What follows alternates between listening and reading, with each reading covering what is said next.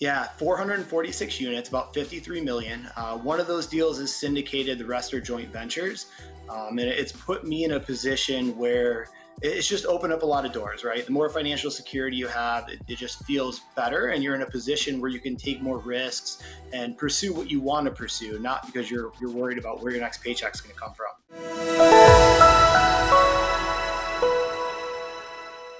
Okay, so they told you no sales stuff. Let's get into multifamily. So what do they suggest how to get into multifamily, or they just generally say multifamily? So just generally said multifamily. And at that point, I knew this is the vehicle I wanted to get in. So I started at what I call podcast and YouTube university. Basically, I'm listening to all the big podcasts out there, getting my hands on all the books I can, watching everything on YouTube. And I'm out in San Diego, California, where probably not the best market for multifamily, right? It's not a very landlord-friendly market. And at the time, my buddy Dylan Marma actually reaches out to Jake and Gino, seeing that they're growing an education platform, and says, hey, look, I'm in literally the biggest real estate education company right now. I'll help you grow and scale this if you teach me how to invest in apartments. And at the time, they weren't looking at taking someone on. And so they said, like, hey, kid, thanks, but no thanks. Well, a couple months later, things change and they actually call back and they say, hey, we're looking at taking someone on. But at this time, my buddy Dylan believed in multifamily so much that he quit his job at Fortune Builders, and he was living off the passive income from the single family homes he had, moved to Atlanta, a much better market for multifamily, and was starting to build his business there, setting roots with a meetup. And so when they called to offer him potentially the position, he goes, hey, look, I'm not in a position to take this, but I know someone would be a good fit. And he puts him in touch with me.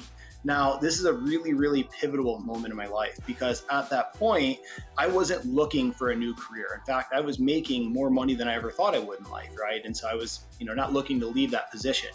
And so at that time, I get with them and I get a kind of a job offer, but it's literally a multiple six-figure haircut from where I was with Fortune Builders, just because their education company was brand new, right? It didn't have the revenue to match what I was making.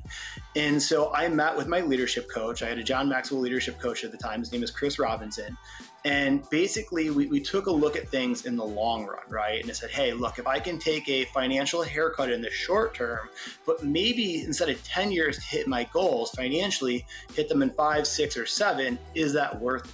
And at that time, I decided those 2 steps back for 5 steps forward is worth it. I took the leap, quit my job at Fortune Builders, and decided to help Jake and Gino build a real estate investing education company. And it was, ultimately, like we talked about at the very beginning of this episode, that seeking to serve, right? I had a skill set that I had mastered, bringing that skill set to someone who needed it, added value, and then learning from them along the way. And I'm going to jump ahead and we'll continue to go back, but what did that lead to for what are you currently invested in? What does your current portfolio look like? Yeah, 446 units, about 53 million. One of those deals is syndicated, the rest are joint ventures.